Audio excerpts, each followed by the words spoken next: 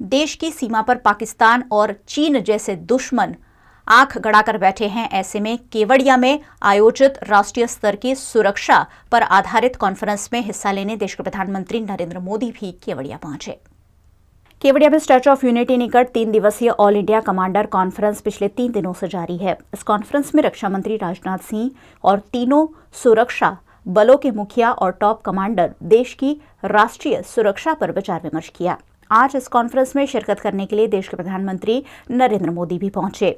Ahmedabad airport पर आज सुबह सुबह प्रधानमंत्री का आगमन हुआ, जहां गुजरात राज्य के राज्यपाल आचार्य देवव्रत, मुख्यमंत्री विजय रूपाणी और उप मुख्यमंत्री नितिन पटेल द्वारा उनका स्वागत किया गया। अहमदाबाद एयरपोर्ट से हेलीकॉप्टर के जरिए प्रधानमंत्री नर्मदा के केवड़िया पहुंचे और देश की सुरक्षा पर सेना के उच्च अधिकारियों संग विचार विमर्श किया।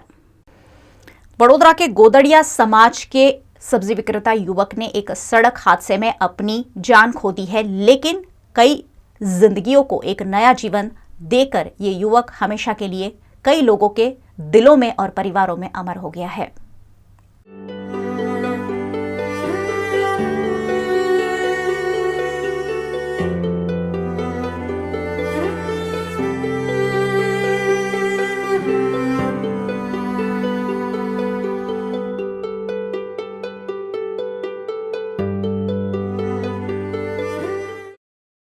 संस्कारी नगरी वडोदरा शहर कहा जाता है। कहीं कहीं पर कुछ संस्कार हमारे शहर में दिखते भी हैं, मगर 2021 की हम बात करें तो वडोदरा शहर में उस तरह के संस्कार ज़्यादा दिखाई पड़ रहे हैं, जहां लोग ज़िंदगी लोगों को देने की बात कर रहे हैं। 2021 में वडोदरा शहर में 4 बार ऑर्गन डोनेशन हुए। 3 बार की घटनाएं आप सबको पता है। और आज जहां मैं अभी आई हूं, सिद्धि अस्पताल, वडोदरा शहर का डांडिया बाज़ार इलाका, जहां पर फायर ब्रिगेड का पुराना ऑफिस था, उसी के बगल में सिद्धि अस्पताल है, जहां पर 32 साल के एक युवक को 2 दिन पहले लाया गया। दुर्घटना में घायल उस युवक को यहाँ भर्ती किया गया इलाज के लिए, और उसके बाद उनकी मृत्यु हो जाती है, ब्रेन डेड हो जाता है। ये युवक एक बहुत ही साधारण से साधारण परिवार का युवा है, 32 साल की महज उम्र, और गोदड़िया जाति का ये युवक, जहाँ पर पढ़ाई, स्कूल दूर दूर तक कहीं नज़र नहीं आता। और ऐसे परिवार में इस युवक की दुर्घटना में मौत होती है। परिवार को एक शख्स समझाता है कि आपका बेटा तो नहीं रहा, मगर क्या आपके बेटे के ऑर्गन से किसी और को आप ज़िंदगी देना चाहोगे? और आगे क्या हुआ, वो सारी कहानी उन्हीं के पास से हम जानेंगे। चलते हैं सिद्धि अस्पताल में, जहाँ पर उनके ऑर्गन को डोनेट करने का पूरा प्रोसीजर चल रहा है। और इस अस्पताल साक्षी बना है 6 लोगों को नई जिंदगी देने के लिए। परिवार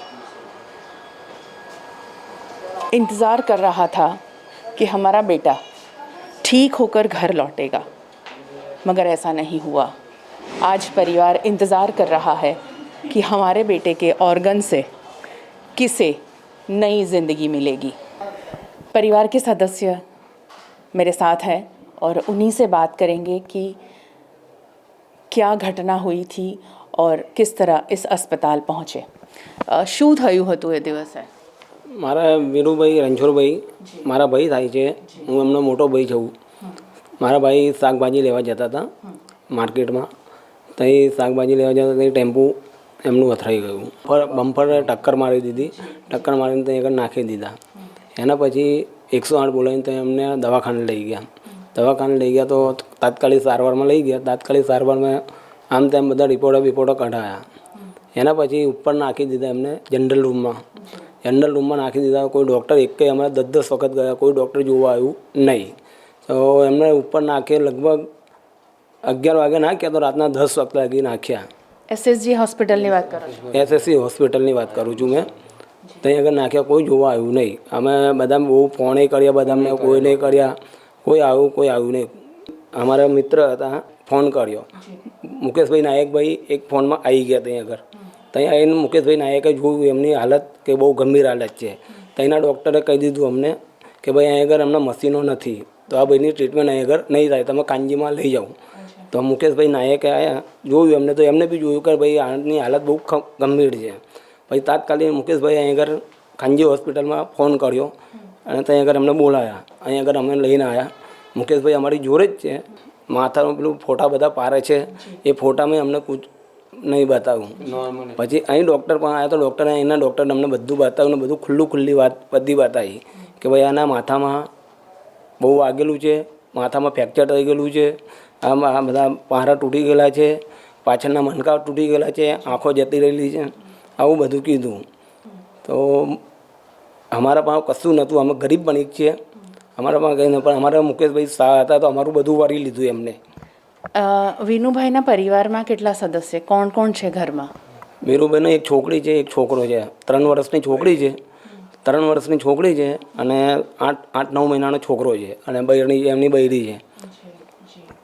તો તમને જ્યારે મુકેશભાઈએ કહ્યું કે એમનું જીવન તો હવે નથી રહ્યું અને હવે એ બીજાને જિંદગી આપી શકે એવું કરવું જોઈએ, તો શું તમારા પરિવારના સદસ્યોએ શું કહ્યું કે આ કરવું જોઈએ, ના કરવું જોઈએ? કારણ કે આ વાત બધાને, એટલે જે ભણેલા ગણેલા હોય છે એમને પણ ગળે નથી ઉતરતી અને એ તૈયાર નથી થતા. તો તમે તમારા પરિવારના બીજા સદસ્યને કેવી રીતે સમજાવ્યા? અમે સમજાયા, ડૉક્ટર સાહેબે અમને કીધું કે જો ભાઈ આ ભાઈના અંદર કશું છે જ નહીં, આ ખાલી ઓનલી આ મશીન પર ચાલશે, આની ધડકન ચાલશે. પણ જો તમને હું સમજાવું છું તો અમારા મુકેશભાઈ હતા, ડૉક્ટરભાઈ હતા, અમને સમજાયા કે આની વસ્તુ કાઢીને આપણે ડોનેશન કરી દઈએ તો કે 5ની જિંદગી બચી જાય અને આ તમારા ભાઈ એક જાય પણ 5 બચે અને 5 ભાઈ તમારા થઈ જાય મતલબ. તો અમને લાગ્યું, મારા કાકાને લાગ્યું, મારા ભાઈને લાગ્યું, અમે એક કર્યું, તો અમે ડોનેશન આપવાનું અમે નક્કી કર્યું કે 5 જિંદગી બચતી હોય કોઈની તો બહુ આભાર, એને એમની દુઆ પેલા બચ્ચાને મળશે, એનું કરીને અમે બધું કર્યું. विनू भाई के 4 ऑर्गन डोनेट हुए, जिसमें से हार्ट अभी जा रहा है वडोदरा सिद्धि अस्पताल से हरनी एयरपोर्ट की ओर और हरनी एयरपोर्ट से चार्टर प्लेन के ज़रिए अहमदाबाद पहुंचेगा. अहमदाबाद में सिम्स अस्पताल में ये हार्ट ट्रांसप्लांट होगा. वहां पर मरीज़ बिल्कुल तैयार रखा गया है और वहाँ पर इस हार्ट को ट्रांसप्लांट किया जाएगा. विनू भाई के 4 ऑर्गन डोनेशन से 6 लोगों को नई जिंदगी मिलेगी. ग्रीन कॉरिडोर बनाया गया है. विनू भाई के 4 ऑर्गन डोनेट हुए हैं, जिसमें लीवर, किडनी, हार्ट, कॉर्निया. अब 2 लोगों को उनकी किडनी डोनेट की जाएगी. एक व्यक्ति को हार्ट, जो अभी अहमदाबाद जाने के लिए निकल चुका है, सिम्स अस्पताल में मरीज़ इंतज़ार कर रहा है उनके हार्ट का, एक किडनी और 2 कॉर्निया, 2 और लोगों को ज़िंदगी मिलेगी. ये वो बस्ती है जहाँ पर ज़िंदगी जीने के लिए सुबह से रात तक हर इंसान जद्दोजहद करता है और ऐसी ही ज़िंदगी विनू भाई जीते थे. विनू भाई के घर हम पहुँचे हैं, जिनके परिवार के सदस्यों ने इतनी हिम्मत दिखाई कि वो अपने शरीर के 4 ऑर्गन डोनेट कर चुके हैं. यहाँ पर जो हालात यहाँ नज़र आ रहे हैं, उस हालात को देखकर ही इतना दर्द पहुँच रहा है. परिवार के सदस्यों को देखकर बहुत ही ज़्यादा साधारण परिवार से इतना बड़ा काम, इतना बड़ा डिसीजन जब लिया है इस परिवार ने, हमारे और आपके जैसे लोग सोच भी नहीं सकते. ये उनकी धर्मपत्नी और उनकी माताजी हैं. उनके दोनों बच्चे, एक गोद में है और एक नीचे खेल रहा है. उन्हें नहीं पता कि अब उनके पिताजी का साया उनके सर से उठ चुका है. मुश्किल की घड़ी है. मैं निशब्द हूँ, ये लोग भी निशब्द है. શું મદદ જોઈએ તમને? બેન મદદ તો મારી હતી એ જતી રહી બેન મારા એકનો એક છોકરો હતો આજે એના બચ્ચા રખડી ગયા બેન ઘર બાર વગરના છે પારસી મકાનમાં રહેતા હતા બેન મારા બે બચ્ચા અમને કઈ સહારો નહીં રહ્યો મારા બચ્ચા રખડી ગયા બેન શાકભાજીનો ધંધો કરીને અમારા હાવ બહુનું પૂરું કરતા હતા અત્યારે મારો સહારો બધો તૂટી ગયો બેન એ ખાય ત્યાં લઈને આવે ત્યારે અમે રોટલી ભગતા થઈએ અમે મારા બચ્ચા બેવ રખડી ગયા બેન મારા બચ્ચાનો આશરોય લાગે મારો જવાન પહાડ જેવો મારો બાબો જતો એને કોઈ સારું કામ કર્યું બેન એમને બહુ સારું કામ કરી નાખ્યું બેન એમને બહુ સારું કામ કર્યું મારો સહારો ચાલો गयो बेन नहीं कहीं मारा करे उनके पास कुछ नहीं है देने के लिए, मगर उन्होंने जो दिया है वो शायद कोई भी करोड़पति भी नहीं दे सकता। वो दान किया है उन्होंने, अंगदान कर और दिया। ये बहुत बड़ा दान है, किसी को ज़िंदगी देना। हम ऐसा कहते हैं कि ऊपर वाला हमें ज़िंदगी देता है, मगर जब इस धरती का इंसान ऐसा सोचे कि मैं किसी को ज़िंदगी देना चाहता हूँ, तो इससे बड़ी मिसाल कोई नहीं हो सकती।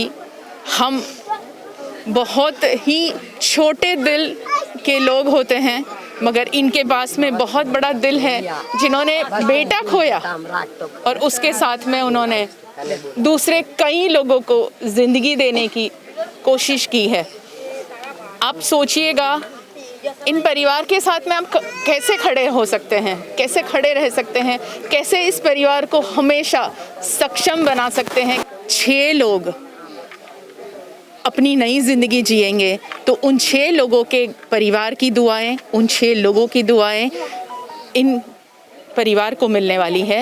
मगर उसी के साथ साथ में दुआओं के साथ साथ में उनको जीने के लिए बहुत कुछ चाहिए होगा।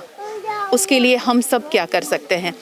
ये टूटे फूटे घर में, और वो भी किराए का घर है, उनके पास कुछ भी नहीं है देने के लिए, मगर फिर भी उन्होंने बहुत बड़ी हिम्मत का काम किया है। મારે ત્યાં આગળ 2 દિવસ પહેલાં એટલે કે 4મી તારીખે રાત્રે 11 વાગે SSG હોસ્પિટલમાંથી એક 32 વર્ષનો યુવાન દાખલ થયેલો. એને વેહિક્યુલર એક્સિડન્ટની હિસ્ટ્રી હતી. એને માથામાં પુષ્કળ વાગેલું હતું તેમજ છાતીના ભાગમાં પુષ્કળ વાગેલું હતું. જ્યારે મારે ત્યાં આવ્યા ત્યારે મેં એમની કન્ડિશન તપાસી અને એમને બ્રેન ડેડ કન્ડિશન ડિક્લેર કર્યા હતા. બ્રેન ડેડ કન્ડિશન એટલે એવી કન્ડિશન કે જેમાં દર્દીનું મગજ કામ નથી કરતું હોતું, માત્ર હૃદય ચાલતું હોય છે, દર્દીના શ્વાસ પણ નથી ચાલતા હોતા. આવી કન્ડિશનને બ્રેન ડેડ કન્ડિશન કહેવાય છે. આવા પ્રકારના દર્દીમાં જો ઓર્ગન ડોનેશન કરે, એમાં પણ જે યંગ દર્દીઓ ઓર્ગન ડોનેશન કરે તો ઘણા બધા દર્દીઓનો જીવ બચાવી શકાય છે. આવા દર્દીઓ લીવર છે, કિડની છે, હૃદય છે, પેન્ક્રિયાસ આ બધા અંગોનું દાન કરી શકે છે. મારે ત્યાં આવેલા દર્દીએ અત્યારે હૃદય, કિડની, લીવર અને કોર્નિયાનું દાન કરેલું છે અને જેને કારણે બીજા 5 જણની જિંદગી બચી ગઈ. અત્યારે આ દર્દીએ જે અંગો જે છે એમાં હૃદય જે છે એસએમ હોસ્પિટલ અમદાવાદ ખાતે ગયેલો છે, લીવર અને કિડની IKD ખાતે ગયેલા છે, અમદાવાદમાં જ ગયેલા છે. આખો જે છે બરોડામાં એનું દાન કરવામાં. અંગદાન એ એક મહાદાન છે એવું હું કહીશ. જ્યારે આવા જુવાન દર્દીઓને આવી કન્ડિશન, બ્રેન ડેડ કન્ડિશન થતી હોય છે ત્યારે હું માનું છું કે અંગોનું દાન કરવું જ જોઈએ. કારણ કે મૃત્યુ પછી તો શરીર જે છે રાખમાં મળી જવાનું છે કે જે કોઈને કામ આવવાનું નથી. તો શું કામ મરતા પહેલાં આપણે આવું એક ઉત્તમ કાર્ય કરીને મરવું? એના માટેથી હું લોકોને કહીશ કે જ્યારે પણ તમારા નજીકમાં આવી કોઈ બનાવ બને તો અંગોનું દાનનો આગ્રહ રાખવો. चुनाव खत्म होते ही फिर एक बार प्रशासन और पुलिस हरकत में आ गई है और तरह तरह के दंड वसूलना भी शुरू कर दिया गया है। रावपुरा में पीले पट्टे से थोड़ा सा भी बाहर अगर वाहन पार्क कर दिया जाता है तो 500 रुपए के चालान कट रहे हैं और उसी से व्यापारी नाराज है। चुनाव अब खत्म हो चुके हैं और फिर एक बार प्रशासन और पुलिस की सख्ती लोगों पर बरतना शुरू हो गई है। शहर के रावपुरा इलाके में पीले पट्टे के बाहर 2 व्हीलर पार्क करने वाले वाहन चालकों से 500 रुपयों का दंड वसूला जा रहा है, जिससे नाराज व्यापारियों ने रावपुरा रोड की सभी दुकानें बंद रखकर विरोध प्रदर्शन किया।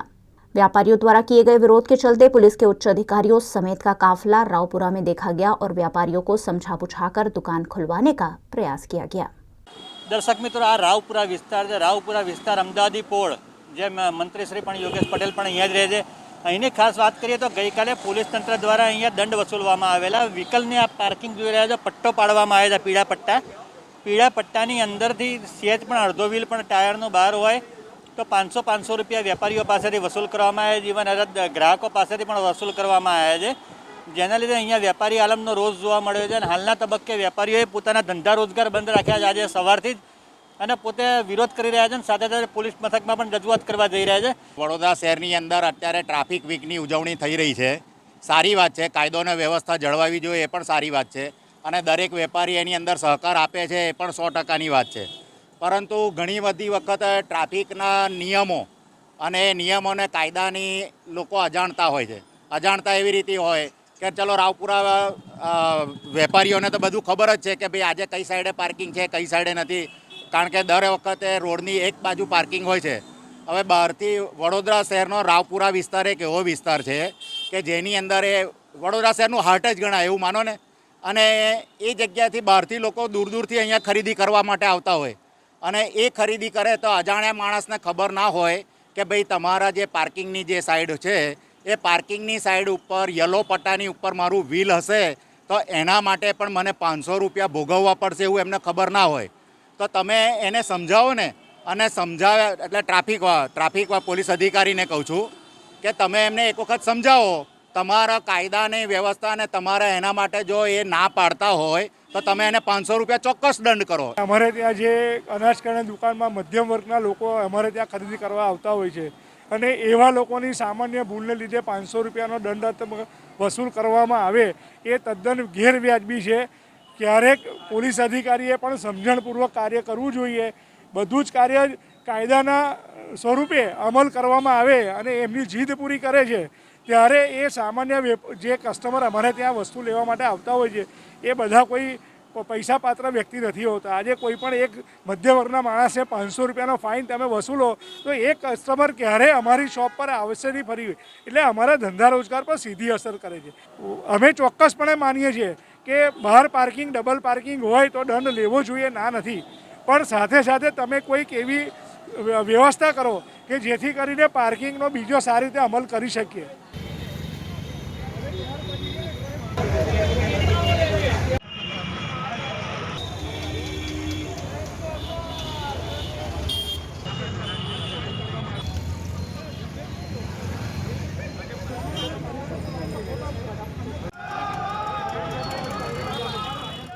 आर्थिक समस्या और कर्जे का बोझ कभी कभी परिवार पर इतना भारी पड़ जाता है कि पूरे परिवार को जहर पीने का वक्त आ जाता है। और कुछ ऐसी ही घटना पिछले दिनों समा के सोनी परिवार के साथ घटी थी। 3 सदस्य इस परिवार के पहले ही मौत की शरण में जा चुके थे और आज चौथे सदस्य का भी दुखद निधन हुआ है।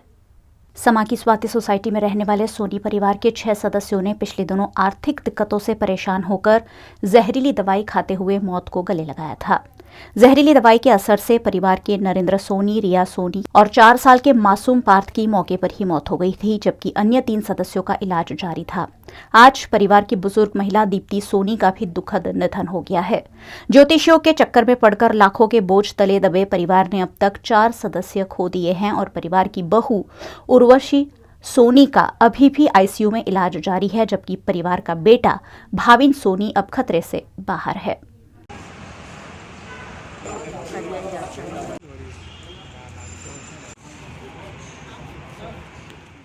बीएमसी चुनाव में भारतीय जनता पार्टी की ओर से वार्ड नंबर 8 में विजेता बने केयूर रोकड़िया के खिलाफ इसी वार्ड से निर्दलीय दावेदारी करने वाले स्वेजल व्यास ने कोर्ट में पिटीशन दायर की है। क्या है पूरा मामला, आइए जानते हैं स्वेजल व्यास से। સત્તાની ઉપર કોઈ હોય ને તો એ કાયદો છે, અને કાયદાના રૂલ્સ પ્રમાણે એવું છે કે વોર્ડ નંબર 8માં જ્યારે ઇલેક્શન જે લડાતું હતું એમાં જે ઉમેદવારી કરી હતી એમાં કેયુરભાઈ રોકડિયા ભારતીય જનતા પાર્ટીના ઉમેદવાર હતા.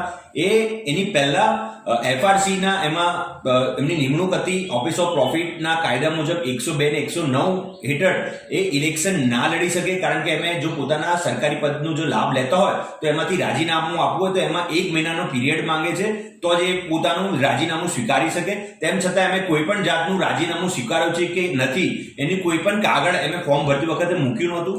આ કાયદો બધા જ માટે છે, એવું નથી કે કોઈ એક વ્યક્તિ. આમાં જયા બચ્ચન છે, સોનિયા ગાંધી છે, શિબુ સોરેન છે, આ મોટા મોટા લોકોએ લોકસભાના ઇલેક્શનમાં પણ પોતાના પદ પરથી રાજીનામું અને ઇલેક્શનમાંથી પણ રાજીનામું આપવું પડ્યું હતું. આ કાયદો જ છે જે સત્તાની ઉપર છે. એ જ વસ્તુ આજે આ ભ્રષ્ટ તંત્રને અમે યાદ દેવડાવવા માંગીએ છીએ.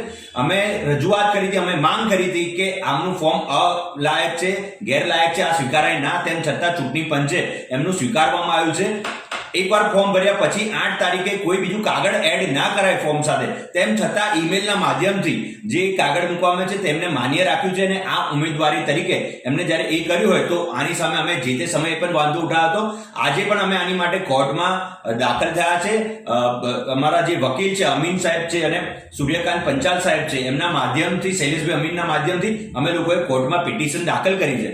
અને આની સામે સખતમાં સખત પગલાં લેવાય, કેયુર રોકડિયાનું ફોર્મ રદ થાય અને જે ચૂંટણી અધિકારીએ આમાં જે કર્યું હોય એમની સામે સખતમાં સખત पगला लेवाय एवी हमारी मांग है। लेटेस्ट खबरों के लिए यूं ही देखते रहिए VNM न्यूज और हाँ, VNM टीवी की यूट्यूब चैनल को लाइक, शेयर और सब्सक्राइब जरूर करें। और हाँ, इस बेल आइकन को दबाना ना भूले। इसे प्रेस करते ही आपको मिलेगी VNM टीवी यूट्यूब चैनल की सारी नोटिफिकेशंस और आप रहेंगे खबरों से अपडेटेड।